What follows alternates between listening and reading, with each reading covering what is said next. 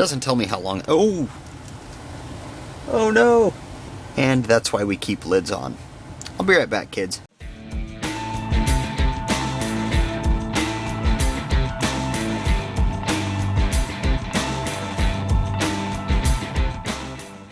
Hey guys, Work here, welcome back to the bench. So I'm switching up my EDC lately. Made a couple improvements to my EDC, one of which is this. This is called a pop socket. It pops on the back of your phone, and it basically acts like a little collapsible handle back here. It's really useful for taking pictures, gives you an extra little handle. It's good for watching videos. It's good for just general one-handed use. They come with nifty mounts that you can place in your car and hook them up there, and it's just an all-around really versatile thing to stick on the back of your phone. Here's the problem, is I've also started to kind of theme my EDC a little bit. I'm kind of going with a brown leather theme here, and I got this super cheap brown leather case on here. The one problem is, my pop socket doesn't match. So today we're going to try to do a quick little mod on this to get this to match the rest of my case. So my phone case came with this. This was sewn onto the back, and it's just a little card holder that was held down by a magnet. Now I don't need this, but what this does give me is patches of the material that the rest of this is made from, so I can try putting it on my pop socket. Let's go ahead and give this a shot. So the first thing we need to do is we need to get this back end of the pop socket off. So I'm just going to use my pocket knife to get in here, just to make sure that I don't rip anything or make a bigger mess than I need to. So I'm just going to get in there and start popping this back section off of the accordion section.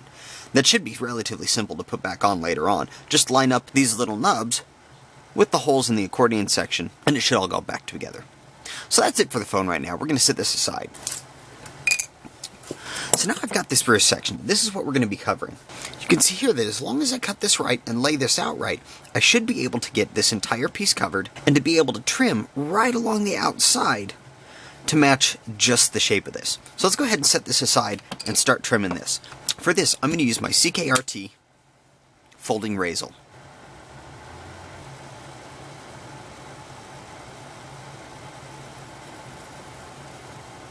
Alright, so now I've got my material. You can see this is just super cheap synthetic leather. So now what I'm going to do, I'm going to get this out to cover my surface with, and I'm going to take some rubber cement. I'm going to coat way more of this than I need, because I'm going to coat it, and then I'm going to trim away the portion that is not contacting this. So if I go ahead and start to smear this around, and I really want to make sure that I've got a lot, or enough on here, because I don't want this just coming off. I also want to make sure that I get enough that it goes out to the edge of the piece that I'm putting on here. Now you can see it's kind of soaking in a little bit, and that's alright, but I want to make sure that there's enough that any amount that soaks in is not going to keep me from having full coverage. Let's put a little bit more on here. So I think that's essentially all that we need on there. So now we're going to take this, we're going to make sure that we've got a clean section to place this down on. I'm just going to pop that socket down. Tap it to make sure that it's got complete coverage. I want to hold this down so that the glue dries to the top of my pop socket. Now I want this to be relatively clean so that it looks like it goes along with the rest of the phone. So I'm just going to kind of sit here and hold it down. I'm just going to keep holding it till the glue preliminarily sets. And then I'll probably end up having to leave it for a while. Now the reason I'm using the rubber cement is because the rubber cement tends to do well with fabrics. It doesn't wrinkle, it doesn't cause lumps. As I press down, I can actually see some of the cement squeezing out from around where I'm pushing on, and I think that this is probably the best material to be able to use for this. So now I've got my primary adhesion done. It doesn't tell me how long. Oh no! And that's why we keep lids on. I'll be right back, kids. I gotta go get this off my fingers. Golly. Huh? Luckily, rubber cement comes off pretty easy too. That would not have been fun if I had ended up using super glue. The rest of that off the bottle. Let's go wash this off. I'll be back while this dries. Okay guys, so we're back 24 hours later after letting it cure, and as you can see, that was a complete and utter failure. It wasn't even like, oh, that almost worked. It was a laughable failure. So the method that I was trying to use is probably going to end up saving this little tab, but instead, I'm going to say, screw it.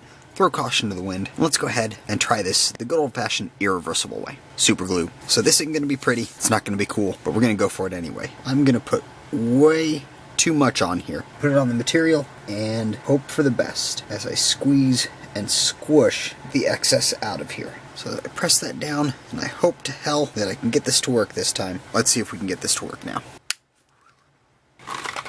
Alright guys, so here we are the next morning.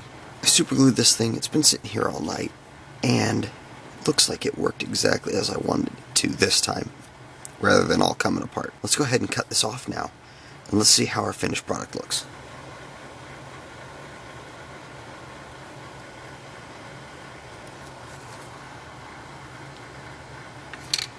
There we go.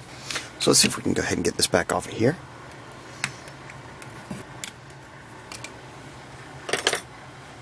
And let's put our new one on. So there you have it. I still need to do a little cleaning up around the edges, but now my pop socket, rather than being this big black thing on the back of here, actually matches the rest of my phone. So that's it for this time, guys. Remember, if you've got little projects like this, just give it a try. See if you can get it done. And until next time, do your research, get informed, and get to work.